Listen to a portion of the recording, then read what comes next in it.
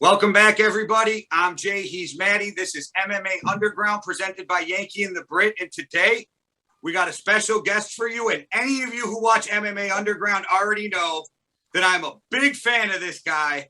Crazy Legs from StreetBeefs, Scrapyard. Thank you so much for being on. No worries. All right. How's it going, man? How you feeling? Feeling good? What's with the cut above the eye? What's going on there? It's just me, being clumsy. I kind of headbutted a fireplace. I might need stitches, might not. It's just I'm a clumsy person. So, Maddie, you probably thought it was a training injury, huh? I was thinking it was from eating a massive right hook from somebody, but no, just falling into the fireplace. That's all right. I didn't see it coming. I don't know. It was just damn, my head's bleeding. All right. I don't know if you even got to see this, but about 2 months ago, I did a reaction video to you and Chance. And that fight to me was so much fun to watch. But there's certain guys in the Scrapyard who, I love watching all the fights, but there's certain guys that when they show up on my phone, I almost got to watch them wherever they are. That's you. That's Jay Gotham. That's Shiloh, Preacher's son.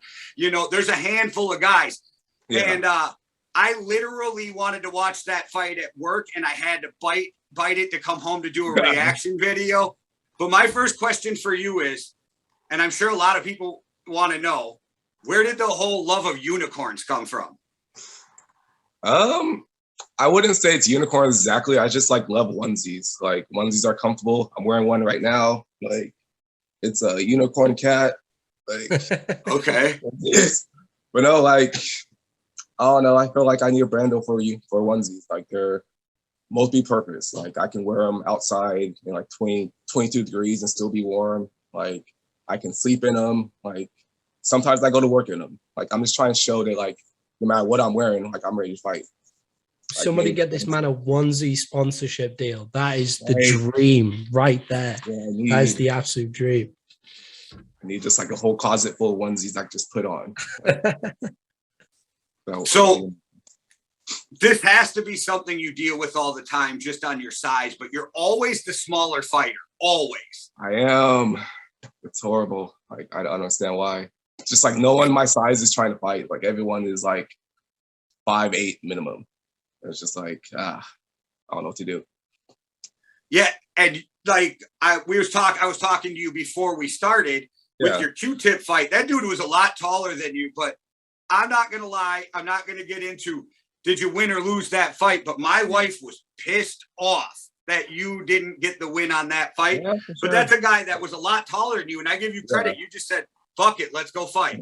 Yeah, for sure. That's just for that fight kind of showed that a lot of stuff I need to work on because I'm an outside fighter, but I'm fighting everyone who's has at least quite a few inches on me. So I can't be an outside fighter fighting people that are 6'4". So I have to learn some kind of inside fighting too. So that's something I need to work on. That I saw in that fight. We were both jabbing each other and I was hitting him, but he still had that reach on me. So he had more of an impact than I did. Where did you start with combat sports? What was the discipline that you first started with? Discipline will probably be wrestling. I did high school wrestling for quite a bit. That is shocking to me because you were a striker. So with that wrestling background, I wouldn't have guessed. Yeah, I'm gonna get into MMA sooner or later, but right now, I don't know any amazing submissions. And if I do MMA, I'm just gonna ground and pound you or just take you down. And that's something I can do, but I want to pull Arsenal, him come in MMA. So just to talk about a couple of your fights because I've watched them all. Yeah. Last night I went back through and watched a couple of them just to get refreshed on them before we had you on. And man, I forgot how good of a fight that was between you and the African. That was an amazing fight. That was a really good fight. I'll say that's probably one of my best fights so far. My skills weren't really there yet, but as far as quality fights, that's a really good fight. To me, and I don't mean this with any disrespect at all. I just didn't know how else to put it. Yeah. I put down while watching it, it looks like a combat dance. You two look so good in that fight that it almost looked choreographed for a movie. It was amazing. Yeah, I understand that too for sure. Because that whole fight, I knew because like I sparred with African like a couple days before we fought. But like I knew in my heart like I was gonna have to fight this guy, and like all of a sudden the day of it was like, oh yeah, you gotta fight him. So I'm like, okay, and like I knew if I just like took my time, like he was gonna get me with some kind of weird kick. So I'm like, okay, I have to like get in there and press them and not let him do anything. And like that's how like it was just all like a pretty high active fight, because like I knew if I just stood there, he was gonna get something on me. It's the screenshot for that, the thumbnail for that fight with the African's leg like right in your face, just like up here. Like it's definitely two of the more agile fighters that I've seen in a ring. For sure. So is it hard bouncing back and forth from disciplines? Because in the Samaritan fight, it looked like you wanted to jump on him. Like almost like in an MMA fight. He went down and you looked like you wanted to jump on him right away. I wouldn't say that, because like for sure, like I do have a wrestling background, but like I'm more of a striker, as you can tell. But like for this narrative fight, like I don't know, like when because in the beginning of the fight, he like really like fucked up my leg, where like I knew if I didn't like end the fight quickly, he was gonna beat me. So I was just like, let me just go at him. And it was just like kill or be killed at that.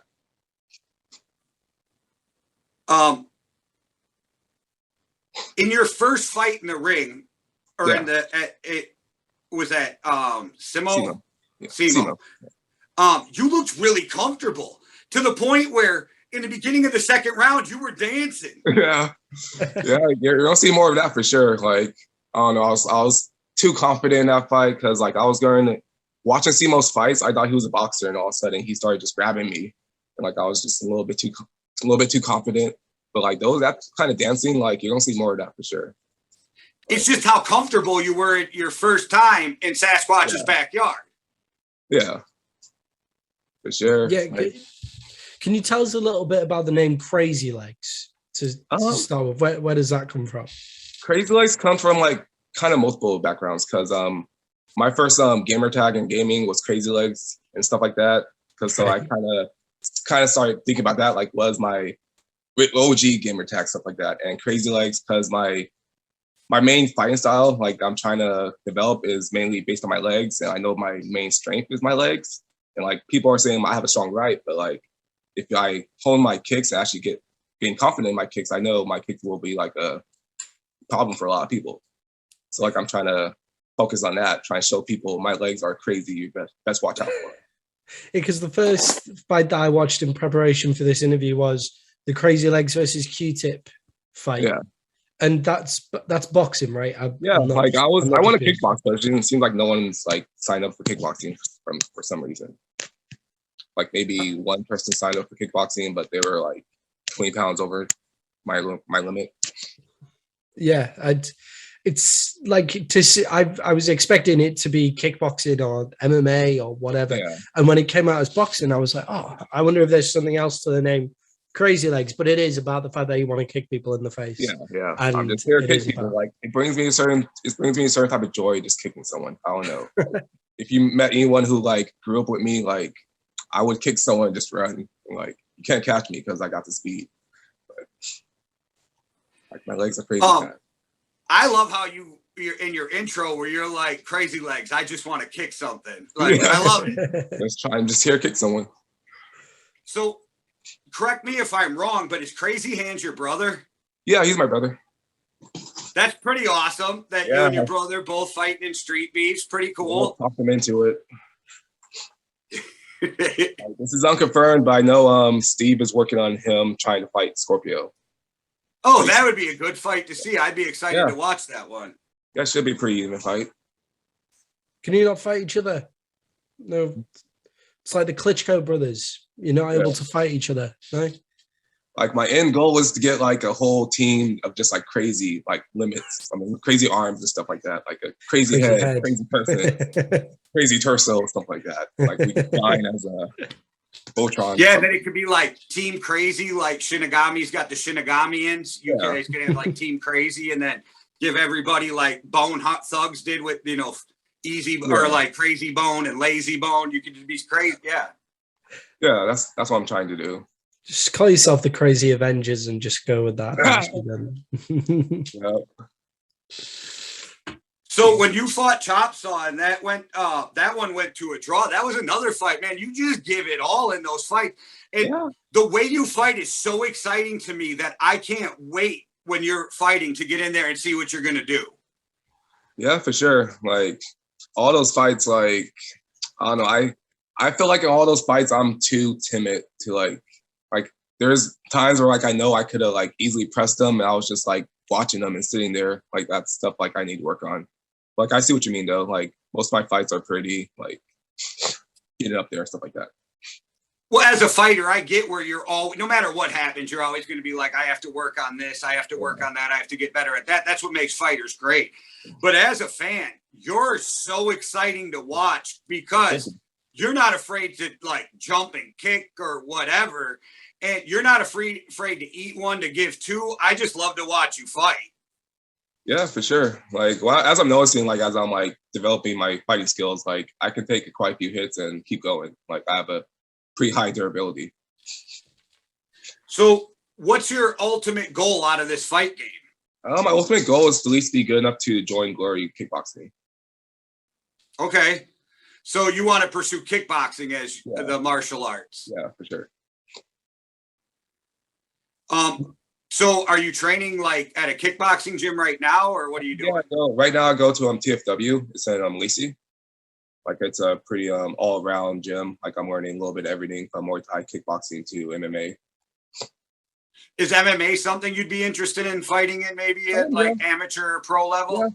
Yeah, I'll probably dabble in MMA, stuff like that. Like as I said, I just want to learn more submissions before I jump into that. What about just moving to Thailand and just taking up kickboxing instead? What about just doing that? Just leaving it all behind. My coach was talking about that a while back too, so that might be in the near future.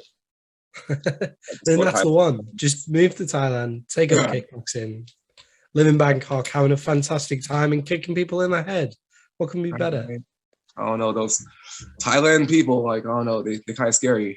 Like watching the skill level compared to like American fighting to like Thailand fighting, it's just like it's a whole different skill level. So that's I don't know, might wait a couple years before I go Thailand to raise my skill level, stuff like that. But like, yeah, that's something I for sure plan on doing. So I was watching one of your fights and I seen Scotty Showtime. Was he in your corner? No, he was just talking. Like he's not in my corner. He's not in my corner, but I'm chill with him. Like I'm chill with just about everyone in the Scrapyard. Well, yeah, there's such a great community there. It seems like everybody gets along and is so respectful to one another. It's the great thing about the MMA or combat sports community. Yeah. Yeah, I just saw him over the top of the cage, so I didn't know if he was in your corner or what was going on, but I was like, oh shit, there's Scotty Showtime. I know, he was just giving me some good tips. Like my hand was way too low. He was just like, put that shit up. Like, do you find it helpful getting tips while you're fighting rather than just letting you get on with it? Sometimes, like some people are like, if you watch a lot of StreetBeefs fights, like some people just scream everything. It's just like, yeah. Because I just rather like when I'm playing rugby and stuff, I don't mind getting reads on what the defense is doing and stuff like that. But I don't want to be adjusting how I pass the ball or my tackling technique during the game. Don't just say my whole technique to the whole opponent. Like I understand that. But yeah, like I appreciate my coach because my coach has a loud voice. So like even though people are screaming, do this, do that, like I can still hear my voice out of it's like stuff that you've been working on in the gym, but that like not changing any techniques or anything like that. Like I just find that weird, like getting tips like while you're fighting. Yeah, people would just say like do this, they're like, hey, I never worked on that, but yeah, you should still do it. Like I understand that. Well, that makes sense, though, to only listen to your corner because they obviously know what you've been training, where your strengths are, what you need to do. But that was a good question, Maddie, because, having people scream stuff at you in a fight. But I'm guessing it gets to the point when you're in a fight, like you said, you hear your coach, but you probably don't hear much of what everybody else is saying. I mean, sometimes people say something funny. I'm just like, I'm laughing while I'm fighting. But that's like I remember like it was, I think it was the, wasn't Q-tip fight. It was one before it. What was that one?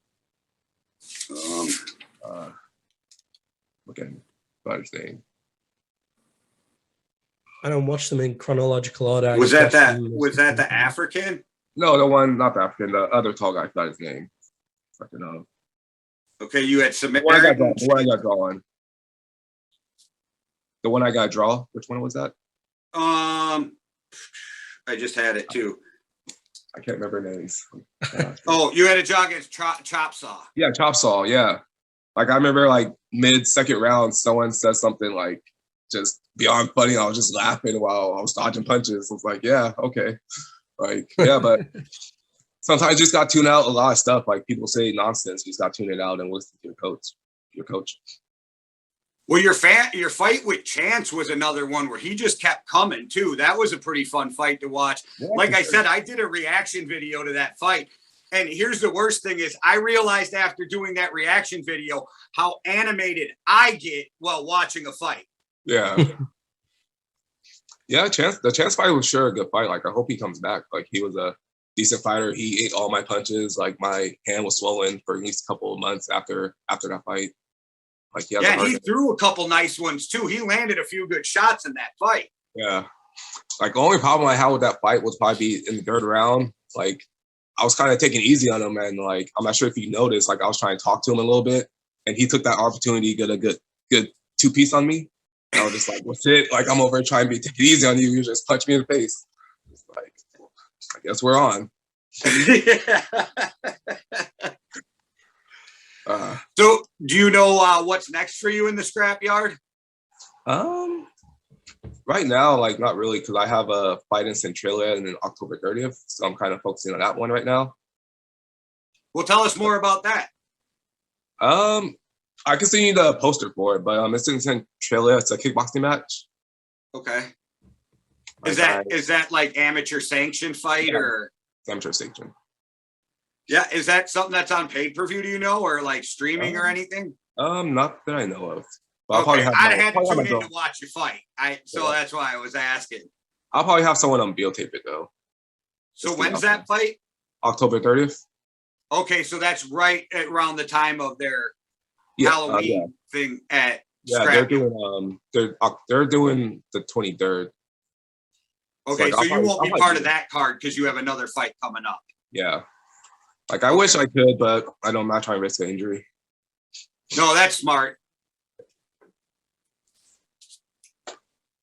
So my guess is that you're hoping that this leads to more amateur sanctioned fights and you can go from there? Yeah, for sure. Like I have a good coach and a good team, and like when my coach feels like I'm ready, he's down to like give me a lot of fights. Well, since there's a lot of up and coming fighters that don't know where to go and how that works, how did you end up getting your sanctioned fight? Is that something your coaches do, or how does that work? For this one, exactly, like the main guy who's like posting the fights, he hit me up on Facebook and it was just like, hey, I'm posting these fights. Are you interested? I'm like, cool, sure. And then like I just learned that like, hey, my coach already knew about this fight and everyone else knew about it. So I was kind of just got a personal invite for it. But usually you just gotta know the person who's hosting the fight or have your coach like find out who's hosting it and go from there. And I'm sure StreetBeefs getting more and more recognition online kind of helps fighters to get recognized by some of these promoters too. Yeah, for sure. Like I'm pretty sure there's some promoters that's coming there just to watch the fights, and I'm pretty sure Steve himself knows some good promoters that get you a good section fight if you're interested in something like that. And if you have an exciting fighting style, then they're more likely to pick you. So the more that you go out and the more that you try and beat people up, and yeah, for sure. As I get more lucky you get a lot more like interesting stuff. Like I have a lot of like weird kicks and just like stuff that I haven't done yet because I don't have the confidence to like do it and still like not get punched in the face after doing it. Well, you're one of the guys in StreetBeefs Scrapyard who's really active, so you don't have a problem taking a fight against anybody. You've had quite a few fights, if I'm not mistaken. I think you're already up to like, what, 6 fights in the Scrapyard? I believe like 7 or 8, I believe. Okay. Wow. Yeah, very active fighter, so that always helps too. Yeah, like the only person like I would say so far that wouldn't fight would probably be Arm & Hammer. Like Steve asked me if I would fight him 2 months ago. I'm just like, nah, I'm good. Like after seeing that head kick, I'm just like, let me take a few months and I'll think about it. If I'm not mistaken, he's got the fastest KO, right? Yeah, he does. Yeah, like that KO is intimidating. Yeah, I watched some of his fights too. He's an exciting fighter to watch, and for sure. he definitely can throw some hands and kicks. Yeah, like he has the skills for sure. Hopefully he comes back. Anything else for him, Maddie, before we take up his whole day? No, that's everything from me. Just keep on putting out exciting fights, and I'm sure you'll get to where you want to get to. Just keep on batting people in the head. Yeah, more to come for sure. Just keep on watching. All right. Well, thank you so much. Like I said, I was excited for this interview. You're one of the most exciting fighters I watch on StreetBeefs. And I love the fact that you never back down and you'll fight anybody. And you'll be comical about it on the way when you were like, something about, I wish I could fight somebody under 6'4". Yeah, like I'm tired of fighting tall people. It's irritating. Let me fight someone my size. How tall is your opponent for your upcoming kickboxing match? I think he's 5'7", so he's not too much taller than me. So that's thank God he is 6'4". But it's very strange to see you fight a 6'4" guy and have your weights that close too.